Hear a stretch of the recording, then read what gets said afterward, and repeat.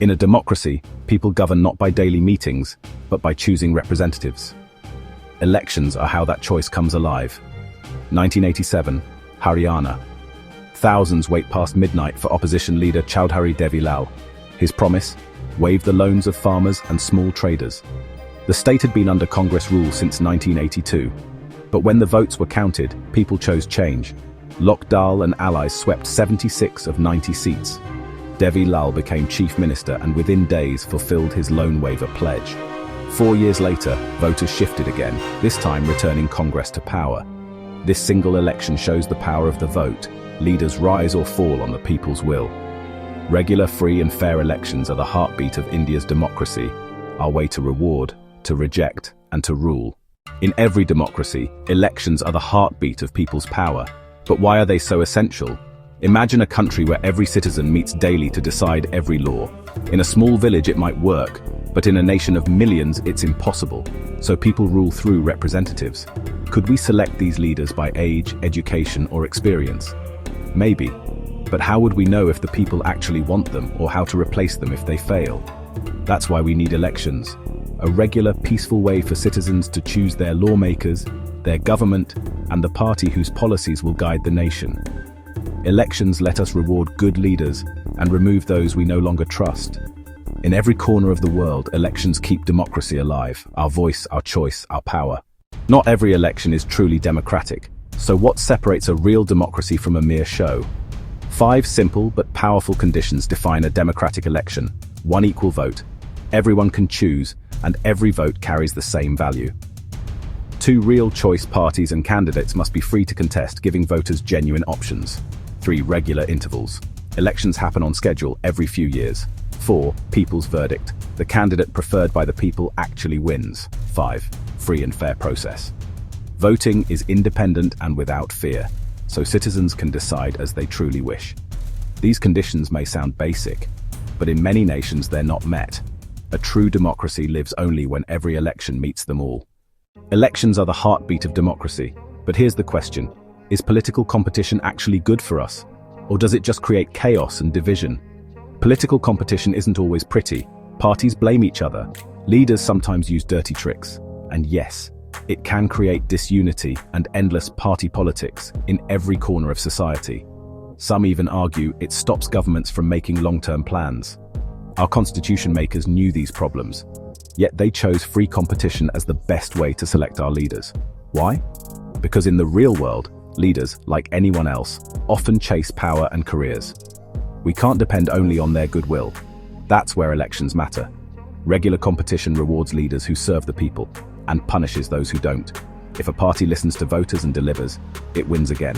If not, voters choose someone else. It's like the marketplace. A shopkeeper gives good service not out of charity, but to keep customers. So yes, political competition can get messy. It can be loud, even ugly. But in the end, it's this very contest that keeps democracy alive, forcing parties and leaders to serve the people, not just themselves.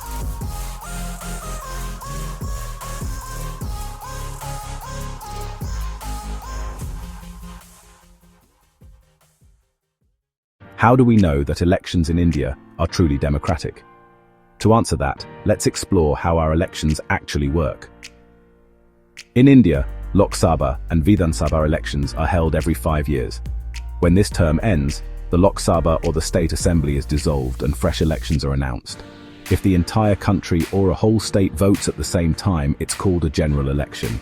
But if voting happens only to fill a vacancy, say because of a resignation or a death, it's called a by-election. India follows an area-based system of representation. The country is divided into 543 Lok Sabha constituencies, and each elects 1 member of parliament, an MP. Why? Because every vote must have equal value. That's why each constituency is designed to have a roughly equal population. The same rule applies to states. Each state is divided into assembly constituencies, and voters there choose their own MLA, member of Legislative Assembly.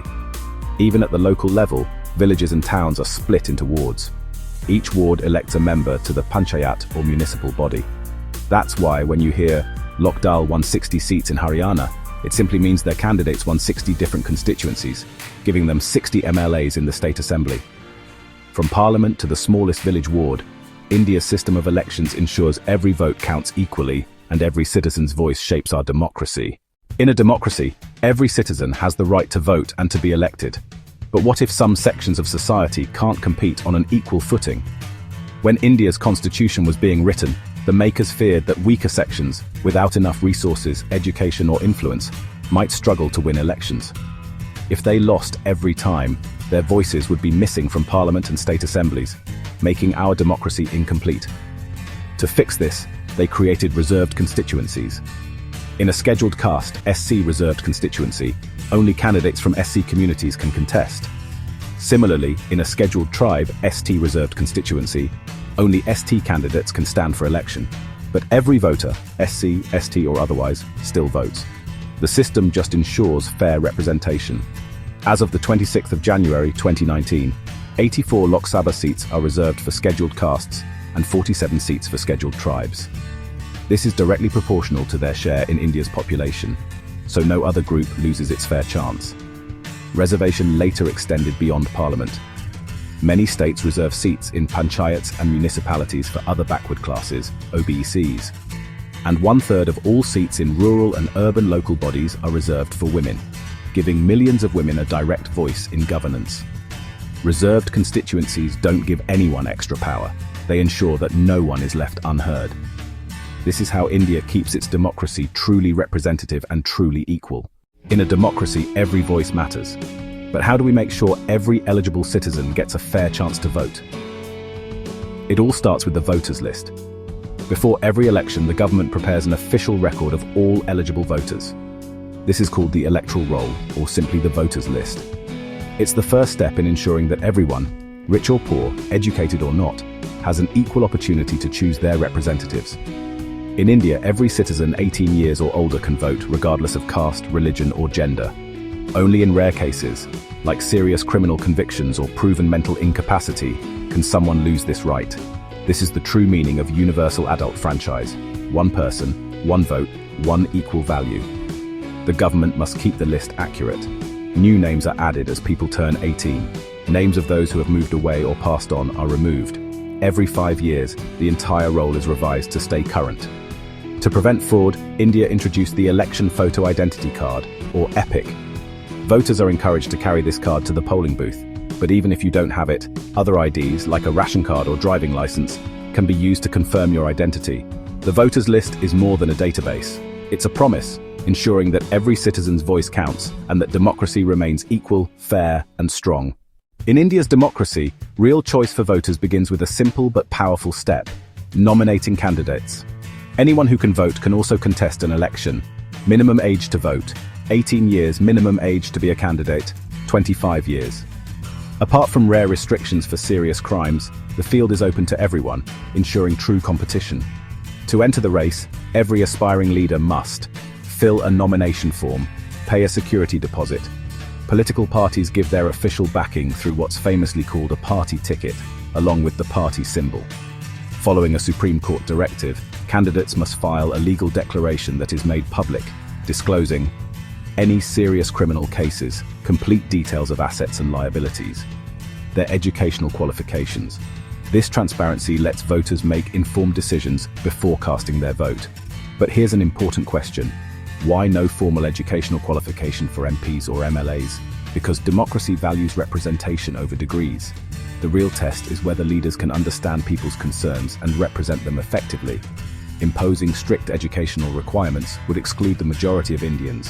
More than 90% of citizens would become ineligible. Nomination is not just paperwork, it's a safeguard of equality. By keeping the doors open to all, India ensures that leadership is defined not by titles or wealth, but by the trust of the people. The purpose of elections is simple: to give people the power to choose their representatives, government and policies. And this is where election campaigns come in. In India, the official election campaign period lasts 2 weeks between the announcement of final candidates and polling day. During this time, candidates meet voters, leaders address rallies, parties mobilize supporters, newspapers and TV are full of debates and election news. But preparation actually begins months in advance. Campaigns focus public attention on key issues. Some memorable slogans from history: Garibi Hatao, Congress 1971, to remove poverty, save democracy, Janata Party 1977, to restore civil liberties, land to the tiller. Left Front, West Bengal 1977, protect the self-respect of the Telugus, N.T. Rama Rao, Andhra Pradesh 1983.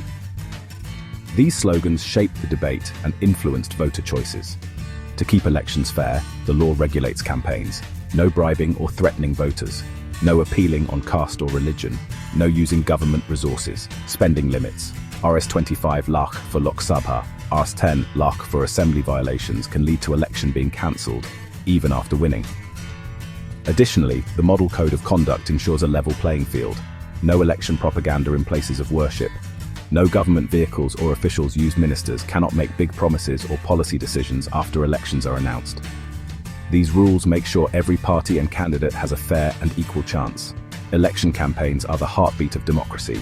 They let people compare, debate, and choose who will lead them, and what policies will shape their future. The final stage of an election is voting, also called polling day. This is when people exercise their most important democratic right, choosing their representative. Every eligible voter goes to a polling booth, usually in a school or government office. Inside the booth, election officials identify the voter. A mark is put on the finger to prevent double voting. Agents of each candidate are present to ensure fair voting. Earlier, voters used ballot papers, but today electronic voting machines, EVMs, are used. The voter simply presses a button next to their preferred candidate's name and symbol. Once polling is over, all EVMs are sealed and stored safely. A few days later, on a fixed date, all EVMs are opened at counting centres. Agents of all candidates are present to ensure proper counting. The candidate with the highest votes is declared elected. For example, in Gulbarga constituency, 2014, total voters, 17.21 lakh votes cast. 9.98 lakh Mallikarjun Kharge, INC, got 5.07 lakh votes, which is 50.82% of total votes, and was declared the winner. Even the votes for other candidates and Nota, none of the above, are counted to maintain transparency. Elections must be fair. Some practices are unfair, like promising money or gifts for votes, forcing voters to take oaths or attend religious events. Fair practices include participating in rallies, presenting policies, and honest campaigning. Polling and counting ensure that the people's choice is respected. Every vote counts, and the candidate with the highest support forms the government, shaping the future of the country. What makes elections in India truly democratic? Let's explore the key features that ensure people's voices are heard and respected. First, elections are run by an independent election commission, EC. The chief election commissioner and officials cannot be influenced by the government or ruling party. They control everything, from announcing elections to declaring results, and ensure rules are followed, making elections free and fair. Second, popular participation is high. People from all social and economic backgrounds, rich or poor, educated or uneducated, cast their votes with enthusiasm. In India, even marginalized communities participate more actively than in many Western democracies.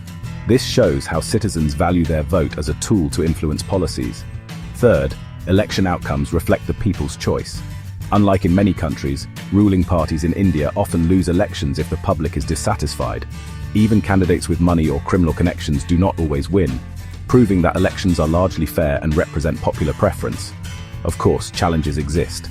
Wealthy candidates, political dynasties, and larger parties may have advantages. But reforms and citizen awareness are helping create a level playing field, encouraging real choices for voters. In India, elections are democratic because the EC is independent, citizens participate actively, and election results reflect popular will. Every vote counts, shaping the government and the future of the country.